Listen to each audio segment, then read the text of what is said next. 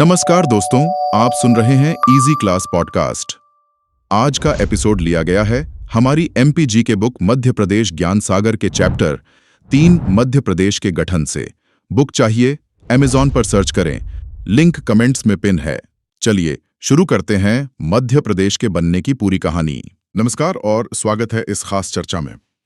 आज हम स्रोतों के जरिए मध्य प्रदेश राज्य के बनने की पूरी कहानी को समझने की कोशिश करेंगे। नमस्कार। ये सफर काफी दिलचस्प है, आजादी के बाद से लेकर आज तक का। हाँ बिल्कुल, कैसे अलग अलग रियासतें, ब्रिटिश भारत के प्रांत, ये सब मिलकर आज का मध्य प्रदेश बने, ये देखना वाकई में बहुत रोचक है। तो चलिए शुरू करते हैं। स्रोत बताते हैं कि आजादी के ठीक बाद भारत में राज्यों का सिस्टम आज जैसा नहीं था। नहीं, बिल्कुल नहीं। उन्हें 4 श्रेणियों में बांटा गया था, पार्ट ए, बी, सी और डी। ये किस आधार पर था? हाँ, ये वर्गीकरण मूल रूप से उनके प्रशासनिक ढांचे और ब्रिटिश राज के साथ उनके पिछले संबंधों पर आधारित था। पार्ट ए में वो प्रांत थे जहां गवर्नर का शासन था, जैसे सेंट्रल प्रोविंसेस एंड बरार। अच्छा। पार्ट बी में बड़ी रियासतें या रियासतों के समूह थे जहां राज प्रमुख होते थे, जैसे मध्य भारत। पार्ट सी में छोटी रियासतें या चीफ कमिश्नर के प्रांत थे, जैसे विंध्य प्रदेश और भोपाल। और पार्ट डी? वो सिर्फ अंडमान निकोबार के लिए था। समझ गया। तो जो आज का मध्य प्रदेश है, उसके हिस्से इन अलग अलग श्रेणियों में फैले हुए थे। बिल्कुल। सेंट्रल प्रोविंसेस एंड बरार, जिसकी राजधानी नागपुर थी, वो पार्ट ए में था। ठीक है। फिर ग्वालियर और इंदौर की रियासतों को मिलाकर बना मध्य भारत, वो पार्ट बी में था। इसकी 2 राजधानियां थीं, ग्वालियर और इंदौर, बारी बारी से। दिलचस्प। और बुंदेलखंड बघेलखंड की रियासतों वाला विंध्य प्रदेश, जिसकी राजधानी रीवा थी, और भोपाल राज्य, ये दोनों पार्ट सी में थे। तो मतलब आज का एमपी कई प्रशासनिक टुकड़ों में बटा हुआ था। हाँ, काफी बिखरा हुआ ढांचा था एक तरह से। लेकिन फिर राज्यों के पुनर्गठन की मांग उठी, खासकर भाषा के आधार पर। हाँ, ये मांग बहुत जोर पकड़ रही थी पूरे देश में। लोगों को लगता था कि प्रशासन और विकास के लिए भाषाई और सांस्कृतिक एकता जरूरी है। इसी वजह से फिर राज्य पुनर्गठन आयोग बना। बिल्कुल। 1953 में सरकार ने जस्टिस फजल अली की अध्यक्षता में ये आयोग बनाया। के.एम. पनिक्कर और H.N. कुंजरू इसके सदस्य थे। और इस आयोग का काम क्या था? इनका मुख्य काम था राज्यों की सीमाओं को फिर से तय करने के लिए सिफारिशें देना। आधार मुख्य रूप से भाषा थी, लेकिन प्रशासनिक सुविधा, आर्थिक व्यवहार्यता और राष्ट्रीय एकता जैसी बातों का भी ध्यान रखना था। तो इस आयोग ने मध्य प्रदेश के बारे में क्या सिफारिश की? आयोग ने एक बड़े हिंदी भाषी राज्य के गठन का सुझाव दिया। उन्होंने कहा कि सेंट्रल प्रोविंसेस एंड बरार के हिंदी भाषी इलाके, पूरा मध्य भारत, पूरा विंध्य प्रदेश और भोपाल राज्य को मिलाकर एक राज्य बनाया जाए। अच्छा, तो जो मराठी भाषी इलाके थे सीपीएन बरार के, उनका क्या हुआ? हाँ, ये एक अहम बिंदु था। आयोग ने सिफारिश की कि सीपीएन बरार के जो मराठी भाषी जिले हैं, जैसे नागपुर, भंडारा, चांदा, अकोला, अमरावती, यवतमाल, वर्धा, बुल्ढाना, इन्हें पास के बम्बई राज्य में मिला दिया जाए। यानी भाषा के आधार पर यह बंटवारा हुआ? हाँ, मोटे तौर पर। हालांकि कुछ और छोटे मोटे समायोजन भी हुए। जैसे राजस्थान के कोटा जिले की एक तहसील थी सिरोंज, हाँ। उसे मध्य प्रदेश के विदिशा जिले में मिलाया गया। और मध्य भारत में मंदसौर जिले की भानपुरा तहसील का एक छोटा सा हिस्सा, सुनेल टप्पा, वो राजस्थान को दे दिया गया।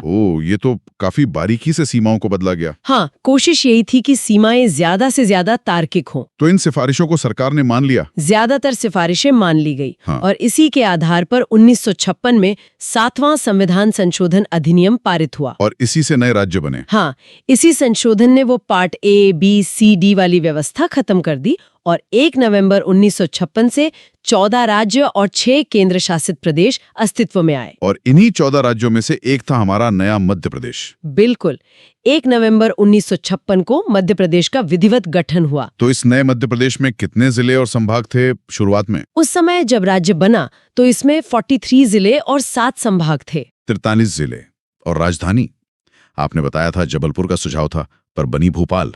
हाँ, राज्य पुनर्गठन आयोग ने प्रशासनिक सुविधा और केंद्र में होने की वजह से शायद जबलपुर का सुझाव दिया था। लेकिन जैसा कि अक्सर होता है, राजनीतिक और अन्य कारणों से अंततः भोपाल को राजधानी चुना गया। ये फैसले अक्सर जटिल होते हैं। हाँ, भोपाल उस समय एक छोटा शहर था, लेकिन शायद नए राज्य की नई राजधानी के तौर पर उसे विकसित करने की सोच रही होगी। तो 1956 में ये नक्शा बन गया। क्या इसके बाद इसमें कोई बदलाव नहीं हुए? जिले उतने ही रहे? नहीं नहीं, बदलाव तो होते रहे। प्रशासनिक जरूरतें बदलती है, आबादी बढ़ती है, तो नए जिलों की मांग उठती है। अच्छा, कब हुए मुख्य बदलाव?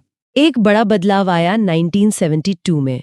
26 जनवरी 1972 को भोपाल, जो अब तक सीहोर जिले की एक तहसील था, उसे अलग करके एक नया जिला बनाया गया। साथ ही दुर्ग जिले से अलग करके राजनांदगांव को भी जिला बनाया गया, जो अब छत्तीसगढ़ में है। तो जिलों की संख्या 43 से बढ़कर 45 हो गई। भोपाल का जिला बनना तो राजधानी बनने के काफी बाद हुआ। हाँ, करीब 16 साल बाद। और फिर? उसके बाद एक लंबे समय तक कोई नया जिला नहीं बना, लेकिन 90 के दशक के आखिर में ये मांग फिर तेज हुई। मई 1998 में बीआर दुबे की अध्यक्षता वाली जिला पुनर्गठन समिति की सिफारिश पर 10 नए जिले बनाए गए। 10 एक साथ? कौन कौन से थे ये?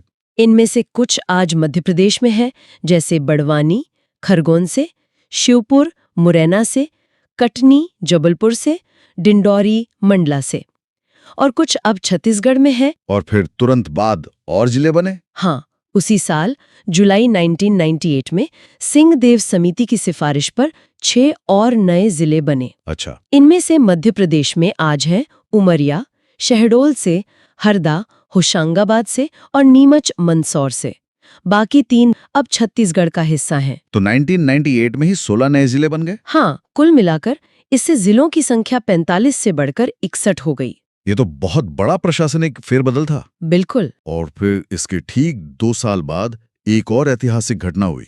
हाँ, आप छत्तीसगढ़ के गठन की बात कर रहे हैं। जी, 1 नवंबर 2000 मध्य प्रदेश का एक और पुनर्गठन। सही कहा।